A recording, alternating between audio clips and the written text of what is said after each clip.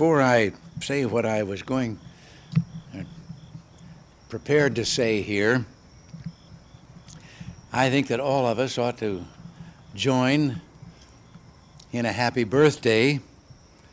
There is a period in which you can tell a lady's age, when it's Irene Marcos and it's her 22nd birthday. Happy birthday.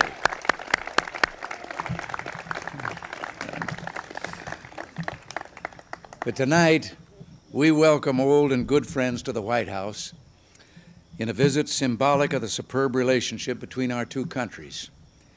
It's a nostalgic occasion for us as well. Nancy and I often think of our 1969 visit to Manila when we first experienced that unexcelled Philippine hospitality as the guests of our guests here tonight. And the birthday girl was quite young and small at that time. Many things have changed in both countries since that time, but one thing remains constant: the basic nature of the Filipino-United States friendship. It remains solid. Both countries have worked hard over the years to maintain excellent cooperation in defense, foreign policy, refugee matters, economic assistance, and many other areas.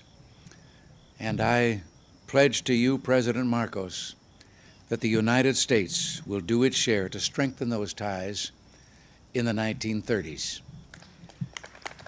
In the 1980s. I've been doing a little reminiscing at the table, forgive me. That's my fault. Yes, 1930s was my first job. We value the friendship of the Republic of the Philippines for many reasons, Mr. President.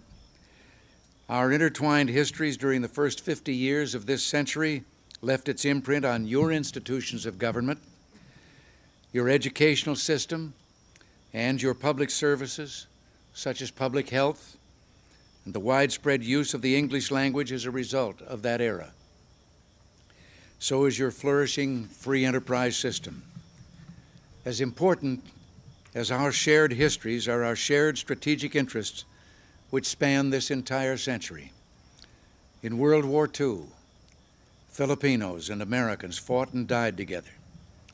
And you yourself, Mr. President, played an unforgettably heroic part in that conflict.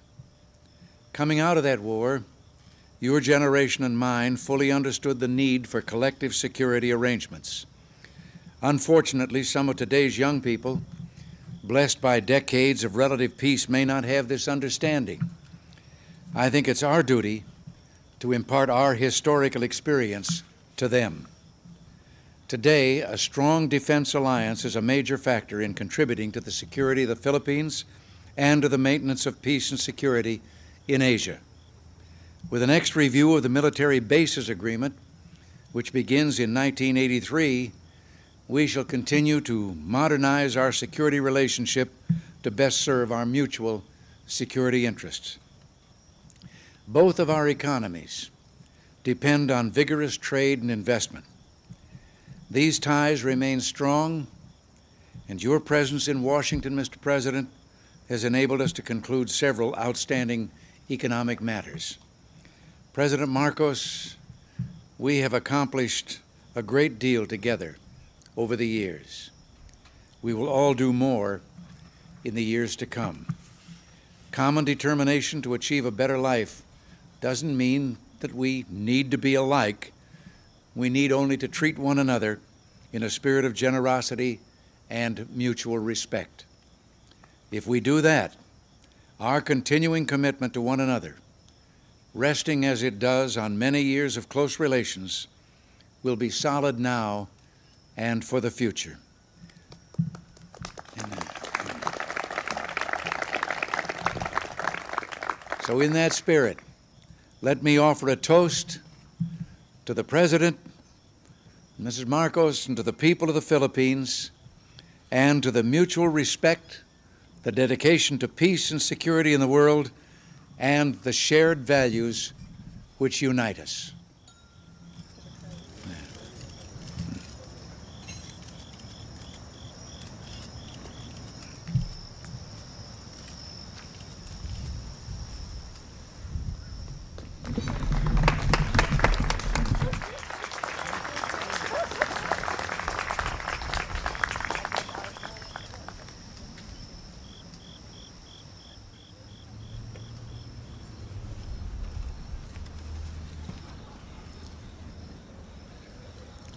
Mr. President and Mrs. Reagan, distinguished guests, my friends,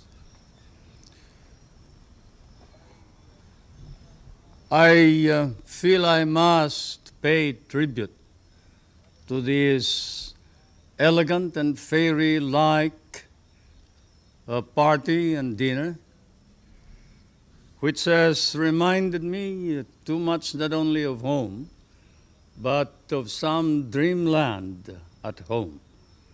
A tribute to the taste and sense of beauty, to perhaps primarily not only to President Reagan, but Mrs. Reagan, for this lovely party, which I shall always remember as the Firefly Party in the White House.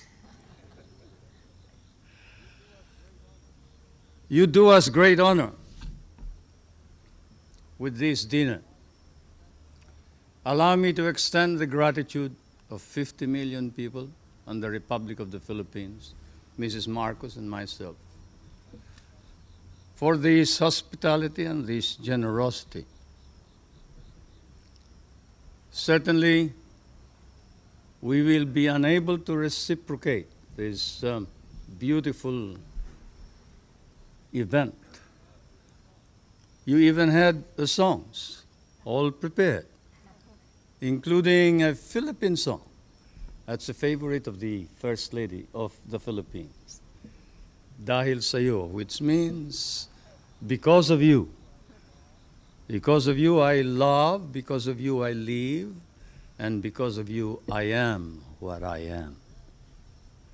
And then you had the other theme song, which was a favorite of both President Reagan and the other president.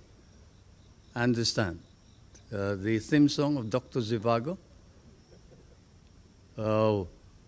which is a long story, of course, and which I won't talk about. It happens to be one of our theme songs because it was sung in one of what was